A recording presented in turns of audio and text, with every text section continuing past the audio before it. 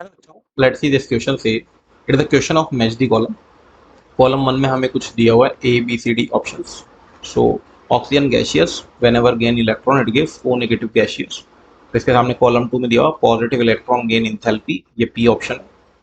O negative gaseous also accept electron, it gives O two negative gaseous. यहाँ पे इसको आपने लिखा हुआ क्यू को नेगेटिव इलेक्ट्रॉन गेन इंथैल्पी। इसी के साथ n negative gaseous it gives n gaseous Na gaseous plus electron, ये हो गया एक्सोथर्मिक, आर दिया हुआ इसको। और magnesium positive gaseous D electron accept कर रहा है, तो मैग्नीशियम गैसियस में प्रोसेस हो गया आपका एंडोथर्मिक। तो the key concept for this question is periodic properties.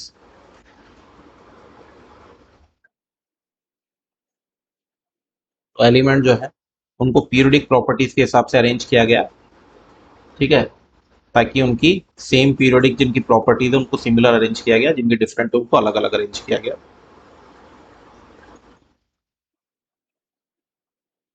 अब एक एक करके चेक करते हैं। सबसे पहले ए के लिए बात करें तो oxygen gaseous whenever gain electron it gives O negative gaseous, तो इसको बोलते हैं इलेक्ट्रॉन गेन इंथैल्पी। तो ये यहाँ से एनर्जी जो है रिलीज होगी, इलेक्ट्रॉन गेन इंथैल्पी। तो ये प्रोसेस आपका हो जाएगा exothermic whenever energy is released in the electron gain enthalpy। आप बोल दें when electron is gained by an isolated gaseous atom energy is released, the process is exothermic। तो पहला आपको एक्सोथर्मिक मिल गया है। इसके अलावा जो एनर्जी है वो आपकी कैसी है, यहाँ से देखा जाए तो डेल्टा एच आपके लिए हो जाएगा नेगेटिव, यानी कि नेगेटिव इलेक्ट्रॉन गेन इंथैल्पी। तो अगर ए का मैच देखें तो आप मैच करा सकते हैं पहले तो क्यू से और देन आर से। नाउ बी की तरफ चलते हैं अब।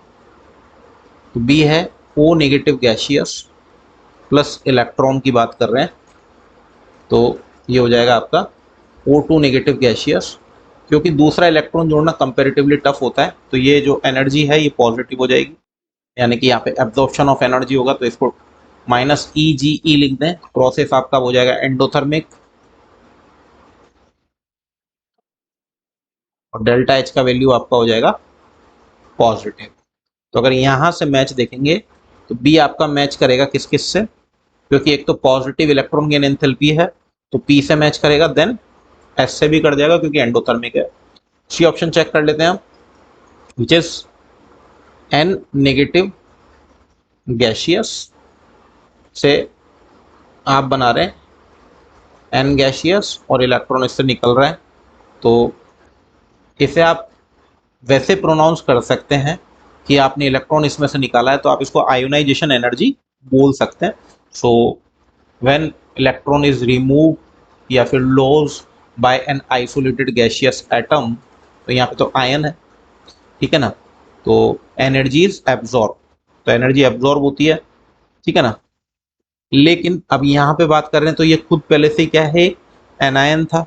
तो एनायन अगर इलेक्ट्रॉन छोड़ दे, एनायन इलेक्ट्रॉन, तो इसकी जो आयनाइजेशन एनर्जी होगी वो एब्जॉर्ब होगी इन जनरल। तो अगर हम लोग बोलें तो आप यहाँ से कोई ऑप्शन कंक्लूड करें तो इसके लिए डेल्टा एच का जो वैल्यू है तो इसको एनर्जी दी जाएगी विच इज आयोनाइजेशन एनर्जी से दी जाएगी।